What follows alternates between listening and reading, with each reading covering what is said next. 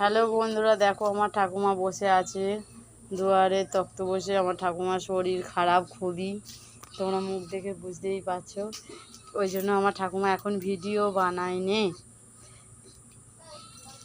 অসুস্থ বলে, ওই জন্য আমি ভিডিও বানাতে দিইনি। আগে আমার কাছে ভিডিওটা নয়, আগে ঠাকুমা সুস্থ হলে অনেক ভিডিও বানাবে। ওই জন্য ঠাকুমাকে বলেছি এখন ওষুধ এনে দিচ্ছি, খাচ্ছে, ভালো হলে তারপরে আবার ভিডিও বানাবে।